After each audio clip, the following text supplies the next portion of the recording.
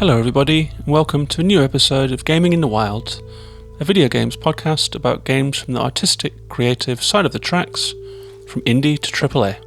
My name's John, I'm your host, and this week in Reykjavik, it's been pretty eventful when it comes to video game stuff for me actually. There is a festival here every year, around this time of the year, called RIF, the Reykjavik International Film Festival, and this year they had a segment of the festival called RIF XR. It's all about video games and, this year, virtual reality experiences.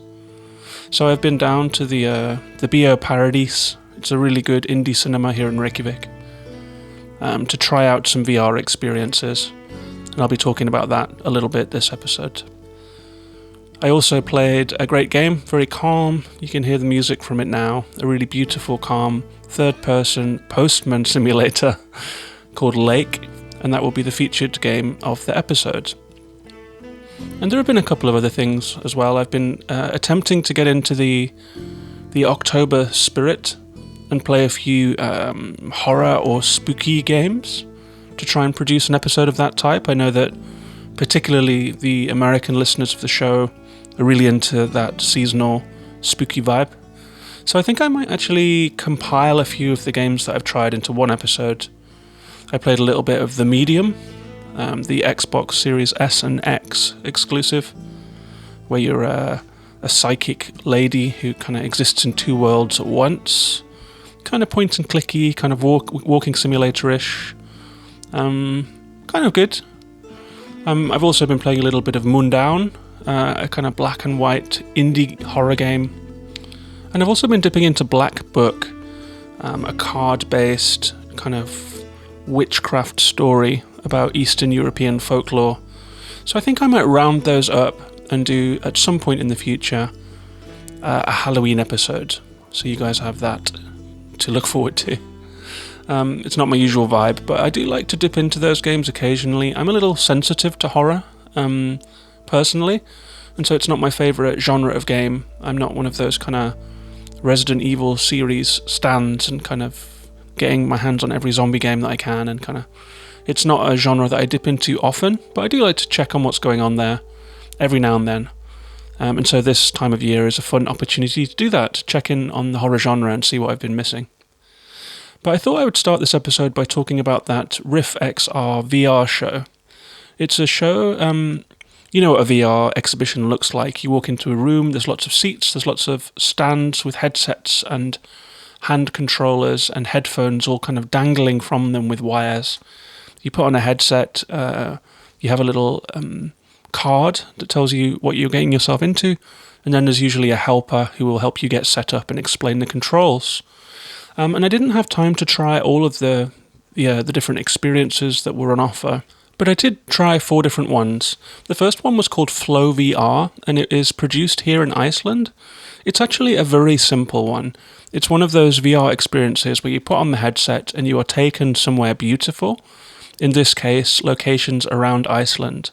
I went to a lake near the city, a very beautiful, still lake that's as still as a mirror and surrounded by mountains. And I went there, and then you can choose either a 4-minute or an 8-minute meditation, and then you listen to someone speaking. They walk you through some breathing exercises and some relaxation stuff and some focus exercises. You just look around, you can see the weather, you can see the rippling water. It's not incredibly interactive, you can't move, you can't do anything, so that's just a very basic, calm VR experience. That one was called Flow VR. It's good to get yourself orientated, I guess, especially if you're not used to using a VR headset and things like that. You just throw on the headset, and 4 minutes later you come out feeling slightly more chill. Very good introduction to VR. The second one that I tried was one of the more interesting ones. There was 3 that I will talk about in a little more detail. First one was called Notes on Blindness. And this was quite a striking experience, actually. This one required some use of VR controllers. I think that a lot of these things were running on Oculus, and a few of them were running on Android phones in a headset, from what I could tell. And Notes on Blindness, I think, was running on Android. So you put on the headset, you're taken into a dark space with blue points of light kind of scattered around you in a loose matrix. And this is a game based on the work of John Hull. and he was a blind man who lost his sight in 1983. And he started recording an audio diary documenting his early experiences of blindness. And it was later turned into a film of his life, and this VR project is an extension of that film. And so in this piece, John talks about his experience of blindness. He talks about how his relationship to sound has changed. He will, for example, you start on a park bench in this black environment, and John's voice comes on. It's one of his early notes about blindness, and he describes hearing the sounds of different kinds of shoes on pavement and on grass, like the flap of flip-flops and the clack of heels and the thud of jogging shoes. And those sounds start to happen around you as he's speaking. And as you look around, you see little flashes of light that kind of simulate where the sound is coming from. So it's kind of a visualization of what it's like to exist in a world based only on sound. And there are a few different scenarios that John talks you through. There are a few of his different audio notes on blindness, I think maybe 5 in total. And he talks a little bit about the philosophy of losing sight and living in a world defined by sound. And he talks about his personal experience. He talks a little bit about an anxiety attack that he suffered one day when he started walking and realized that he was walking into a tunnel of blackness and became disoriented. And so it's quite affecting, actually. I found this to be a really effective and really worthwhile experience. My favorite moment was when there was a thunderclap overhead and the sky kind of glittered. And he said something to the effect of, a sighted person always has a ceiling on the world. They can always look up and see the sky. But to a blind person, things only exist when they make a sound. And so thunder is like this revelatory moment where the sky becomes perceptible to a blind person. He said it in a much more succinct way than I just did. But I thought that was a really beautiful sentiment. So you can check that one out at notesonblindness.co.uk/VR, or just that URL to check out the project and the film. I'm definitely going to try and watch the film. I think this was a really nice inclusion in the VR exhibition. The next one that I tried was called Hana Hana, and it's by Melody Mousset, or Mousset, I'm not sure how you pronounce that name. And this one was really fun. This one was like a VR toy, really. So in this one, you use your controllers, you point with your left or right controller. You're standing on an endless sea, a rippling sea. There is, in one direction, you can see a giant hand sticking out of the ocean. In another direction, some rocks. But basically, you're standing on rippling water. You point down, and when you pull the trigger on your VR controller, a small hand will appear from the water in the place that you're pointing with a forearm attached to it. And it will start off small, like the size of a small flower. Looks a little like a kind of a mushroom with a hand instead of a cap. But if you hold down the button, the hand will grow. It will grow as big as you, it will grow bigger than you, and then eventually it will be towering over you.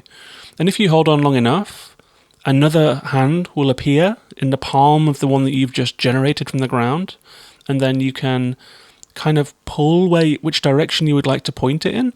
And so you end up creating a kind of a chain of hands all appearing from each other, and forearms appearing from each other's palms into a kind of a huge chain that just, you can make it go across the sky. You can wind them around by waving the VR controllers around you as you're generating these hands. You can make them kind of clasp onto each other. I ended up weaving some hands together like string, and making this kind of roof, like enclosed environment just made of hands and forearms over my head. You can also kind of use the controllers to zoom around with teleportation control. So if you hold down one button, you will appear wherever you're pointing. And you can go up the hands, up into the sky, and look down at the kind of the chaos of hands you've created on this glittering ocean environment. And the guy who kind of set up this VR exhibition, or at least was a part of it, is a guy called Owen Hindley. He works with VR and sound. He was involved with Riff XR. And he said that there are kind of certain trigger events in Hana Hana where things happen if you persist with it for long enough. but I was only in there for maybe 5 or 10 minutes at the most. And I had fun with it and then moved on to another experience. I think because of the nature of this kind of tasting session when it comes to VR, you don't get time to kind of really sink in for an hour like you would if you had this set up at home. But it was really fun to try out Hana. I really enjoyed it. I think it's very slick. It's very easy. And I think with VR, the control and how you make the player feel comfortable within what they can do is kind of the real challenge of VR, as far as I'm concerned. I think the make or break factor in how I've enjoyed VR experiences is how much freedom of movement I felt in the world, whether I felt in control or whether I was kind of trapped within a very clunky, unforgiving system of control. And Hana just nailed it. It's very simple. Teleportation control. You wave the controllers around to move the chains of hands. It did what it did perfectly. And the same with Notes on Blindness. There was some movement where you just have to look at footsteps on the ground and you will start to move slowly through this black environment with points of light. So both of those used the VR equipment in a good way. They made me feel at ease. And the final one that I will talk about is something that this was the one I was most hyped for and the one that I liked the least, sadly. And it's called The Under Presents. You may have seen this one. It's made by Tender Claws. It's kind of a really ambitious theatrical VR project where you buy this game and you kind of go into a kind of a club. And as I understand it, you are presented with kind of episodic experiences in VR that came in a kind of a regular serialized kind of way. But at this festival, it was the opening stage, so you have to get into this club, which I believe is what the Under is, like a kind of a VR cabaret. And to do that, you have to go through a couple of basic environments to get there. And as I was talking about the kind of the slickness and smoothness and consideration that is given to controls and movement, the Under failed on all counts for me here. It was on Oculus, I believe, so there were free movement thumbsticks that allow you to move very slowly. There was something called crunching, where you can kind of pull the landscape towards you to move, and then there was teleportation. And to get into the Under, you have to just carry out a few basic tasks and a couple of very basic movements and one puzzle. And I didn't get into the club, and I tried 3 different times to get through this introduction and get into the Under. And at no point did I feel fully in control of myself in the VR. And I felt that the game was not helping me. I felt that it was under-tutorialized. And so I often found myself just groping around, kind of trying to struggle through this rudimentary situation to try and get into the game. And in the end, I just gave up. I think there's one puzzle where there are lots of doors, and as you try and open them, they kind of pull away like paper and vanish.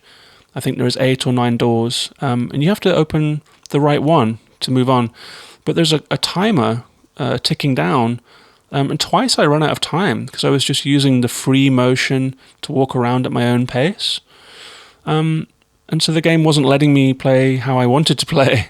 You're supposed to use one of maybe the teleportation and kind of race to all the doors. Doesn't feel good. You don't want a time attack in VR.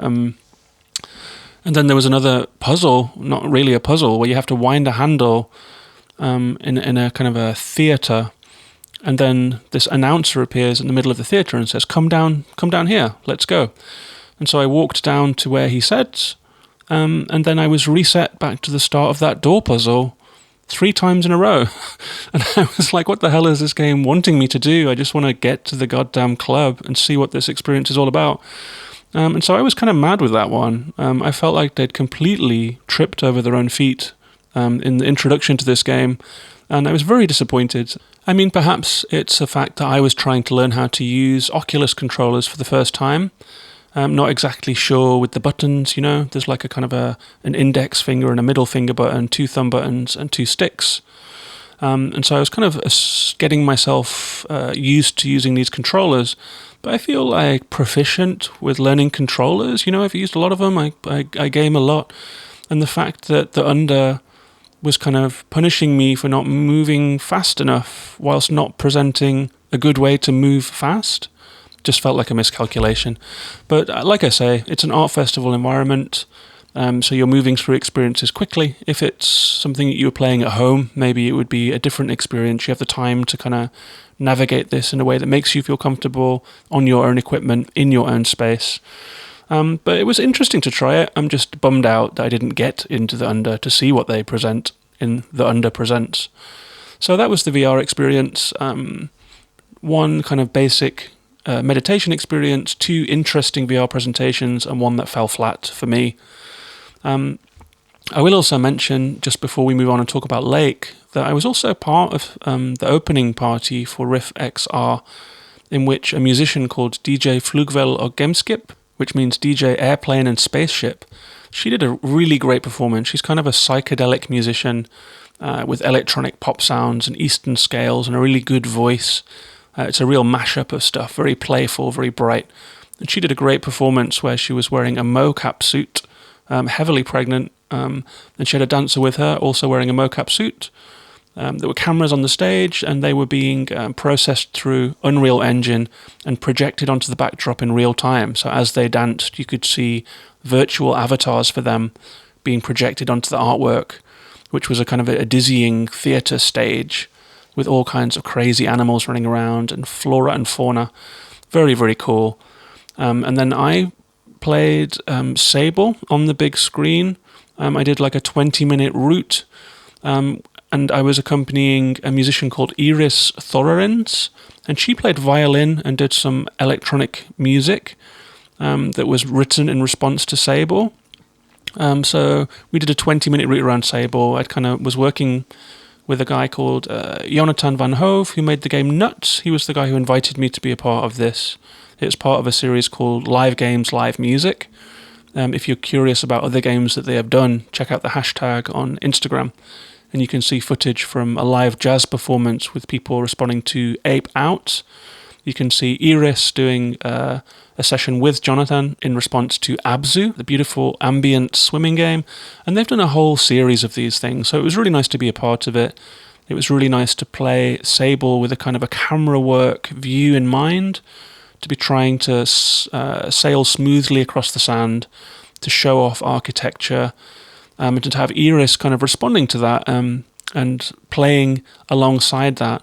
She played quite a propulsive set with some rhythm to it.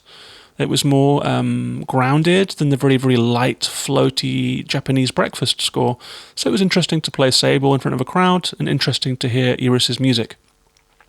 And that night was closed by Aristocracia, which is a project by Ulve Eldjarn. And he did a really cool set of music with this kind of augmented reality visuals. So there was a camera being pointed at Ulver, and as he was playing, there was kind of lightning crackling over him on the screen, and then there were voxels flying out of him, and he kind of dissolved into kind of rainbow prismic pixel dust. And the camera was kind of moved around, pointed at people dancing in the audience. And so it was a really, really, really cool night of experimental games and technology and music all crashed together. Ulver's show was wonderful, so this augmented reality visuals was really, really memorable, and it was really fun to be a part of it. Thanks to the Riff XR people and to Jonathan for having me be a part of it. And I will put notes in the show notes. I'll put links in case you're interested in any of the things that I've talked about, or more information on that festival or anything like that. I will put all of the links in the show notes. And so before I move on and talk about Lake, I will briefly mention that this show is patron supported. So you can go to patreon.com/gaminginthewild, and for as little as $1 a month, you can get extra episodes, you can get an invitation to the Discord community, you can get sale recommendations, especially of indie games that are on sale on consoles, and you get to know that you're supporting this podcast. I use the money to get better equipment, to do things like buy a URL for the show. I'm trying to save up to get a better mic for the show at the moment. So for $1 a month, you can chip in, support the show, and be a part of the community. So thanks very much to all of my patrons, and thanks to you if that's something that you're interested in. It's patreon.com/gaminginthewilds. And with that out of the way, let's move on and talk about the featured game of the episode, Lake.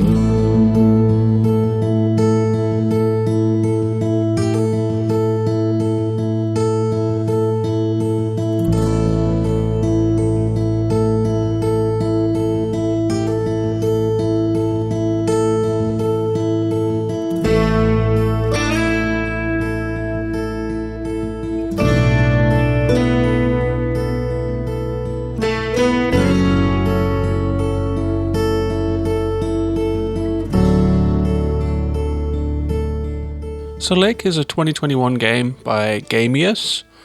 It is published by Whitethorn Games. It is one of those strange games that is a Microsoft exclusive that's not on Game Pass, which seems like a very strange thing to be. You would think that if Microsoft had faith in a game enough to make it an exclusive, that they would want it on the Game Pass service. But for now at least, you can buy it on Xbox and PC. Although the Google knowledge pane for this game, which I'm not quite sure if that's authoritative, I'm not sure where that knowledge in the panel comes from, also claims that it will be on Switch and PlayStation in the future. This game has 71 to 73 on Metacritic across the three Microsoft formats. How Long to Beat has it at 6.5 hours to finish the story, 8.5 hours for completionists. But I will say that my playthrough, I've just checked, came in at 9 hours and 15 minutes, and I was in no way a completionist. But I did take my time. I did take the scenic route a lot of the time. I imagine that if you were beelining the story, then one, you might not be in what I would consider to be the ideal mindset to play this game, and two, that you could get through it in apparently 6.5 hours. So the developer describes this game like this. They say, it's 1986. Meredith Weiss takes a break from her career in the big city to deliver mail in her hometown. How will she experience 2 weeks in beautiful Providence Oaks with its iconic lake and quirky community? And what will she do next? It's up to you. And my summary of this game is, it's an aggressively mundane story game in which Meredith Weiss takes up a postal worker temp job in her rural US hometown. Over 2 weeks, she delivers mail around the lake, runs into old friends, meets new ones, and decides what to do with the rest of her life. And I mean, aggressively mundane is quite a phrase to lay at a game's door, but I think in this case it's fitting. So Lake is a game that is about small town life. There is no big drama in the game. A lot of the elements that we associate both with video games and with traditional drama, so TV drama, theatre, literature, they tend to hinge on flashpoints, on births and deaths, and sex and romance and double crossing, and all of this kind of stuff that they kind of pump up to give the drama some juice. And this game doesn't engage with any of that stuff. It's a game in which you play Meredith Weiss. She's a very pleasant, a very regular kind of woman in her 40s. She comes back to her hometown to cover her dad's postal route while her parents are on holiday in Florida. It's set somewhere in the rural US. It's a fictional town. And Meredith has to re-engage with her old life. She works at a computer firm at the kind of the dawn of the tech industry. You'll get occasional calls from your boss, Steve, who is working on a monster deal on some kind of office software. And Meredith is involved with that. So she has this kind of stressful big city job in the dawn of the tech industry. But she's come back to cover her dad's postal route, to let her parents have this holiday. And so she checks in at work every morning. You get the van, the postal van. It controls very basic. So there's a kind of a basic driving game here. And you drive, looking at your mini-map, to points on the map where there is a letter or a parcel. You have to select the right parcel from the back of the van. There is a handy little address monitor on your mini-map so you can see which parcel is which, deliver it to someone. If they are in, you have a little chat with someone, a little cutscene. You can choose dialogue options. If they are out, you just leave it on the doorstep because this is small town America. If it's letters, obviously you just put them into the mailbox, get back in your van and drive on again. I did see that on the Easy Allies show, they have this little quiz question at the end of their podcast each week. And it's just a kind of a piece of game trivia. And they all take a little stab at guessing the correct answer. And then the next week, they give the answer on the podcast. It's a good show, Easy Allies. I recommend it. And a couple of weeks ago, their question was for their quiz, how long do you think it takes to drive around the lake in Lake? And I think that they guessed between 12 and 25 minutes, and that it came in around, 23 or something like that. So this game is separated into days. Each day you do your postal round, you can talk to people on the way. I think it probably takes half an hour to 40 minutes to complete a day in this game. If you're playing the way I played, which is to take a very leisurely meander through the game. And so you can play it episodically. You can do a day and then put it down, pick it up and do another day. I think that's probably a good way to play it because it could be a little boring if you binge it, to be honest. Like as I've described, the mechanics are quite basic. But Easy Allies identified that you can get around that lake in 24 hours if you want to treat it like a racing game. Not that your postal van has any handling or any gears or any advanced controls at all. You just get in the van, pull the trigger to accelerate, and turn occasionally, and that's kind of it. You can't crash in this game. If you bump into another car or if you bump into scenery, you'll just stop, and then you have to accelerate again. You can't brake the van. You can't have an accident. There is no real hazard. There is no real fail state. You just move through the game. You talk to people. You deliver the mail. When all of your parcels are delivered, you can drive back to the depot and you can call it a day. You end your work day. And choices that you have made in your day through conversation will affect the cutscenes that you get at night. For example, if you agree to meet someone, there are sort of social opportunities that you can choose to pursue or reject. You can say that you will help someone with something, whether it's like a repair or whether it's, moving something. Steve, the boss, will sometimes ask you to review office documents, even though you're on holiday. And so you can kind of choose whether you want Meredith to be friendly, be insular, to stay home and read a book, to go out and meet a guy, to kind of do work for her boss who's hassling her. You can kind of choose what kind of person you want Meredith to be. And so you'll get these kind of cutscenes where she talks to her parents on the phone and does these little tasks. You can choose dialogue options. And then the next day, Meredith appears back in the yard, gets back in the postal van, and goes on again. And so the gameplay is, I would say, aggressively mundane. I really would. Like, there is no drama. There is no challenge. It's just you go through this postal experience, this postal worker simulator. You deliver the mail, you talk to people. That's the whole game. And the conversations that you have aren't dramatic either. At least not in the sense that we think about traditional drama. This is where the game gets interesting to me, because the kind of conversations that you have and the kind of conversation options that you get are sort of very incrementally different and very subtle. For example, if someone says, that guy, he's such an asshole, and you can kind of sort of shrug and say, oh dear, or you can say, yeah, I hate that guy. Or you can say, are you sure? He seems really nice. And so you can kind of choose whether you're going to agree, be neutral, or vaguely disagree. But it's never strong. It's never a strong choice. It's a small, incrementally different choice that feels a little bit like striking a tone in a real conversation. It's the kind of choices that you make in tone when you're speaking to someone, and you might make those decisions based on how you think they'll respond to you. So if someone seems very fiery, you might be more willing, at least if you're me, or I guess if you're most people, you might want to kind of stay out of an argument with them, or not want to provoke them, or not want to kind of front up too much and just kind of let them get away with saying things a little more, or not appear to be oppositional and just get out of the conversation. So these are the kind of the subtle conversational dynamics that happen in this game, and they might not be vastly consequential a lot of the time, but it did feel like one of the most realistic conversation simulators that I've encountered in that way. Like, all of the options felt like genuine options, and so it was kind of a social simulator in that way.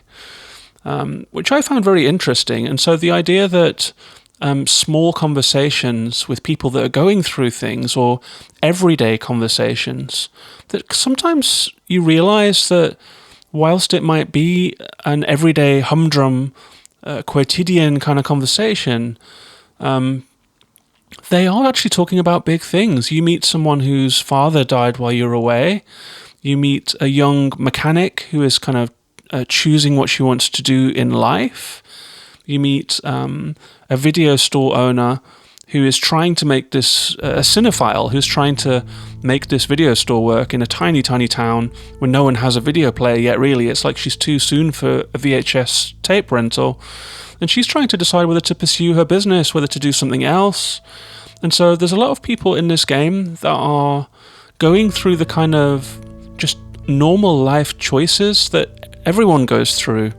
And these are the kind of choices that are actually very consequential in life. It might not be marriages, births, and sort of stuff like that, but it's the kind of career choices and the life direction choices that everyone has to face.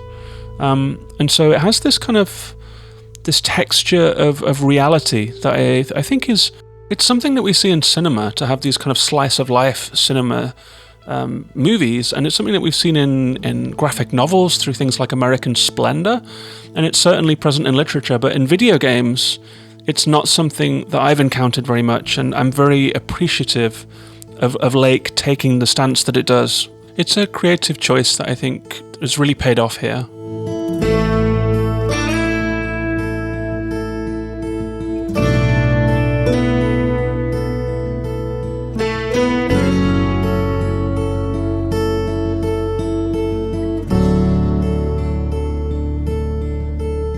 And something that I found very interesting about Lake 2, and in fact I find this fascinating, is that it's made by a Dutch production house. Gamius is based in Holland, and it's extremely American environment. It's 1980s America, it's small town America. As you're driving around the lake in your van, you're listening to the radio, which has like a very small selection of constantly rotating kind of 80s soft country pop songs. If you turn off the radio, you'll get the music that we're listening to now, this nice plucked string stuff. If people talk about movies, they are kind of classic 80s movies like Chinatown and E.T. and all this kind of thing. So it's a period piece set in a very specific kind of halcyon environment of small town America that is imagined by people that have never been through that experience. And yet, I mean, when I played this game, I could only imagine it was some kind of loving tribute to someone's lived experience of that. So it's very interesting to me that it's actually based on a kind of a collective memory that we all have from watching TV shows and American films, and the American cultural supremacy has led us all to understand what it means to live in small town America in some way. And so this is based on that collective memory, and it's very effective at summoning up that sort of fake nostalgia for somewhere that we've never been, but that we understand. And there's something about the reassuring conversations, the reassuring tone of life, the lack of danger, and the kind of the safety, and that you can mostly trust other people, that they drive safe, that they are just good to each other. And it has that kind of lovely halcyon feeling that is very specific and very warm. I would say that games like Life is Strange touch on that a little, but that's obviously also like a kind of a psychic, Stranger Things type movie as well. But the moments that I like best in Life is Strange are, for example, coming into Chloe's room and seeing her sitting cross-legged on the bed with the sun glowing through an American flag that she has pinned up over her window. And she has her punk posters and she has her vinyl strewn around. And it just felt very domestic and very intimate in a certain way. And Lake manages to summon up that feeling in a way that I really appreciate. Open up the window, I'm breathing in the last of September. I can feel the wind blow, and the late summer sky is like a dying ember. And I realise at this point that I haven't yet talked about the visuals of this game. It's a big part of the appeal. If you've played Firewatch, you will have a rough idea of the art style of this game. It's third person, it's cel shaded. Meredith is kind of nicely drawn, but not overly complex. People have features on their faces, and they have nicely drawn profiles, and they have good body language. They are believable, but it's not like, it's not extremely complex. It's not kind of complicated motion capture, but it's nicely done character animation. The depiction of the town and the nature and the lake is interesting. The trees, it's set in autumn, and the trees are just glowing with colour. The weather is dynamic. You get rain, you get clouds, you get dappled sunshine. The clouds in the sky glow really nicely. It looks familiar. It looks real enough. It's stylized, but it's real enough to put you in that place. So as you're driving around this lake, there is a sense of familiarity that I get, at least. I mean, I grew up in the countryside, so I know what it's like to grow up in a small town, to get very, very used to small things.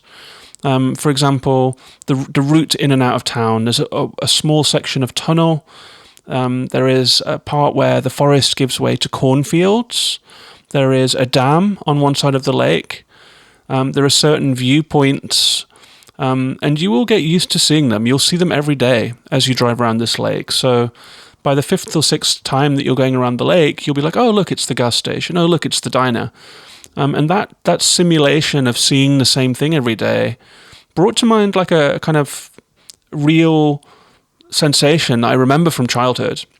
And I think that that's what this game is really good at. I mean, I grew up in the 80s. I'm born in 1977, so this is the period I grew up in. It's pre-internet. There is VHS tapes. It's small town in Western society. And so it does speak to my childhood experience, even though Meredith is of, I would guess you would say, boomer age. She's 40 in the game, and it's set in 1986. So it's interesting in that it's set in that particular period as well. It's a very different world to the one that we know now. The internet has changed so much, and culture has accelerated so much, that it is a kind of a portrait of a time that is gone, basically, but that feels safe to many people. Because it was just simpler. Life was perhaps simpler then. And so these characters who are going through their life choices, life changes, Meredith is trying to decide whether to go with her career or to... Maybe she has some attraction to moving back to this small town. She has these social interactions. She has these kind of potential... she has like tingles of romantic interest from a couple of different people that you can encourage or not. I'm not going to give away where that leads. But all in all, I think this game does a great job of setting up a kind of a holiday into someone else's life, into a little piece of history. It's like a little time capsule of what it's like to be in a small town in the 80s, figuring out what you're going to do at that particular moment in history. And it does a great job at that. I think for a lot of players, it will be a pointless, boring game. You see that reflected in some of the reviews. Some of the 6 out of 10s are like, nothing happened in this game. Some of the 10 out of 10s are like, this is subtle, different, interesting, and I'm buying what it's selling. And so I guess based on the description that I've given, if that sounds like something that would be interesting to you, to just deliver mail and to sink into this personal story, then maybe it could be a game for you. But I will wrap up this review by running down my little list here of the good and the bad of this game. The good begins with the scenery. It begins with the art style. It begins with the Firewatch style, kind of bright, beautiful version of nature that this game gives you, and small town details, the telegraph poles and the houses and the driveways, the bikes on pavements, these little touches, the products on the shelves in the store, and the kind of cars that people are driving. It's a beautifully realized period piece to drive around, and that in itself helps smooth along the uneventful gameplay. The details really are something, like the signposts, the music. It all adds up to a really thrilling picture in a certain way. You know, if you're just interested in that period and in a depiction of a place in the same way that a game like Everybody's Gone to the Rapture depicts a very mundane, small English village. This one does a fictional, small American town. So it has that slow speed of life. The conversation is great, the subtlety in the conversation, the real feeling situations where you can state a strong opinion or you can smooth things over. It really feels like you're inhabiting Meredith, and it really feels like you're choosing what kind of person you want her to be, or you do have some choice in what kind of person you want her to be, how forthright you want her to be, or how conciliatory. And if you want her to be a pushover or a firebrand, you can kind of choose that. And I love the voice acting in this game. I think that Meredith is actually a great creation. She has a lovely expressive face. She has a great voice. And it's very easy to like her. And that's the same for a lot of the characters in this game, actually. I found them easy to like, easy to understand. Even if it's like a dotty old lady or like a very forthright, fiery mom who's running the diner, or like your childhood friend who's decided to stay in the hometown when you moved away. All of the characters have things to like about them, and I genuinely liked the voice acting. I genuinely liked the art style and the characterization. It's just very charming. It's a charming cast. It's a good script, and it's nicely put together. I enjoyed the whole thing, but it wasn't perfect. I would say that, to run down a couple of the bad points, it doesn't perform well. There is pop-in, there is slowdown, there are frame drops. The loading time is like Red Dead levels of long. Sometimes cars would vanish in the street. Once I got rain indoors. I clipped through the scenery sometimes. There's a lot of that kind of stuff going on here. But it's an indie game. You just have to accept a little bit of that most of the time, especially in a newly released indie game. I do think that they might well stick with this game and patch it, because it's been pretty widely talked about. Partially because of the mundanity of it. I think people are just tempted by this hook. It's a game in which you just deliver the mail. And people are like, what? I want to try that. That sounds odd somehow. But yeah, I mean, the performance isn't good. There was an atmospheric rainy day where the rain just stopped dead, like a tap had been turned off. It's unpolished.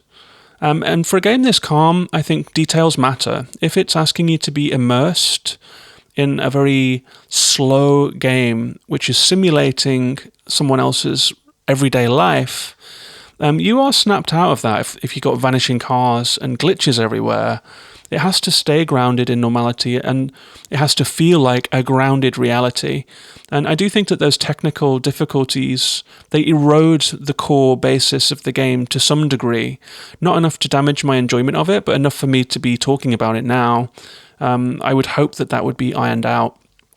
Trees appearing from nowhere will take your mind off just wandering that happens as you're driving around the lake, noticing things. If you're noticing birds flying overhead, if you're noticing weather changing, seeing trees pop out of it suddenly, it just takes your attention away from the meditative state that this game can bring up when it's at its best.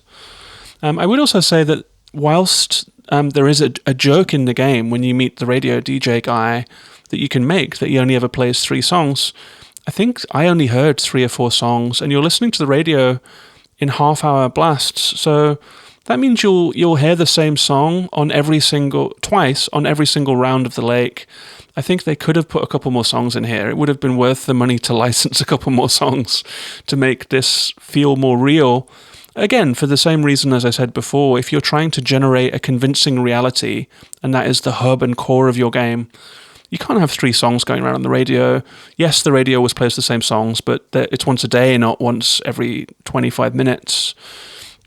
I would also say that whilst this game invites a feeling of freedom, of getting onto the open road, of being able to you can choose what order you do things in. There is no prescription other than that you have to deliver all of the mail.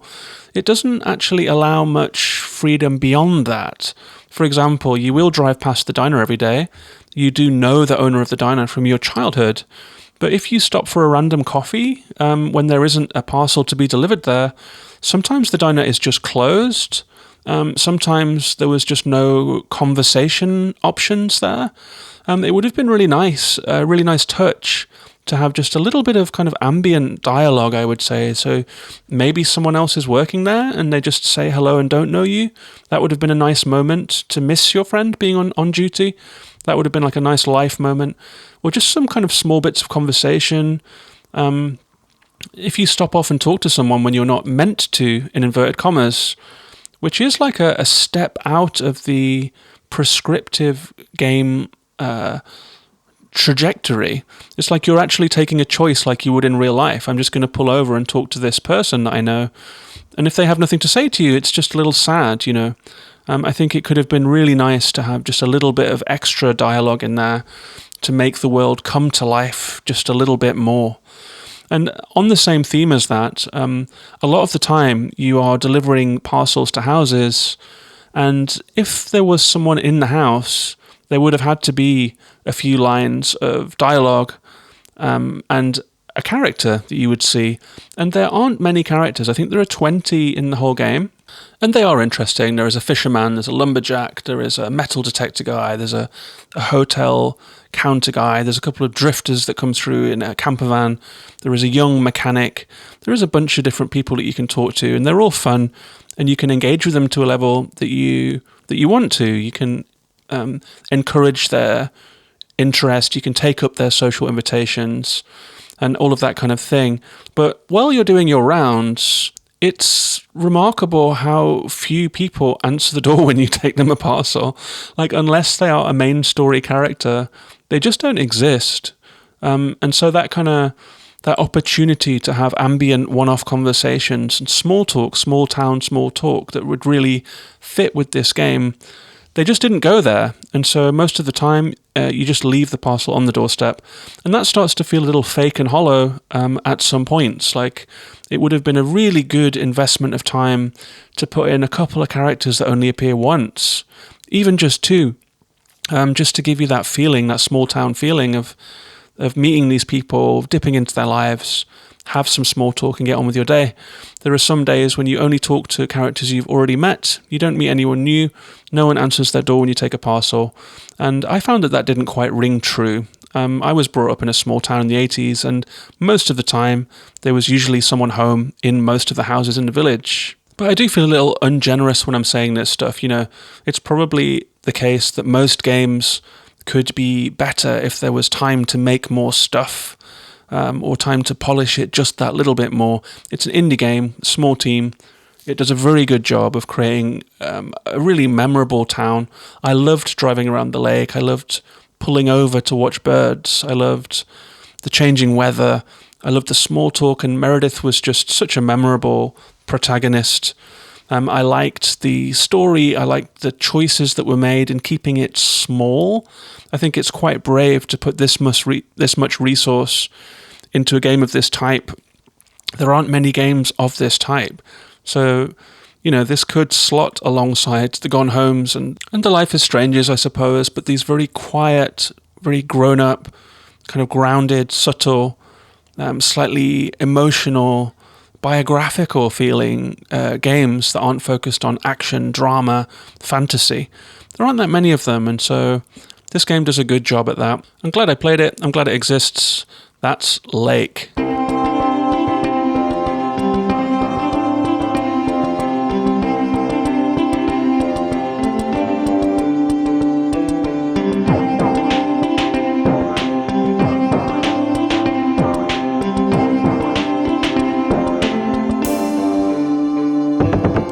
So that's Lake. I hope you enjoyed that review. It was quite a long one, actually. It turned out I had more to say about that game than I thought I would.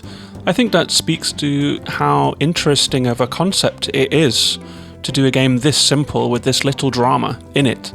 It's more confusing than reviewing most other types of game. There's more that you have to delve into. It feels more like an art project in some ways, like what would happen if we made a game where you just deliver mail and talk to people. You know, it's like an indie movie of a game. I would like to say thank you to Gamius for providing the code for that. I would also like to say that I'm very curious to hear what other people think of this game. So if you are an Xbox gamer, or if you're someone that has played Lake, I'd like to hear from you. You can find me on Twitter at Gaming in the Wild. I'm also on Instagram, YouTube, and all of the other social networks. I'm also on the Discord every day for the show.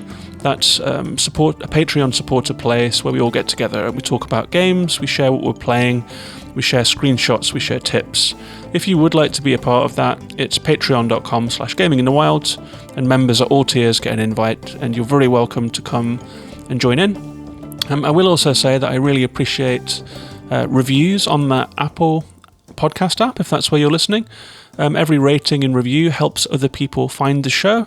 And I always love to hear from people that have listened to the show, to hear what they thought of the games, to hear if they enjoyed the show, what they think could be better, what they think needs work, all that kind of stuff. All feedback is very much appreciated. So if you're on an Apple device, please do drop a rating on the podcast. Thanks very much for listening, and I'll be back next week with a new episode. Maybe it will be that Halloween episode, maybe it will be the Golf Club Wasteland episode that I'm going to record with Kieran Daly. So there's lots to look forward to. Take care of yourselves and each other. Bye-bye for now.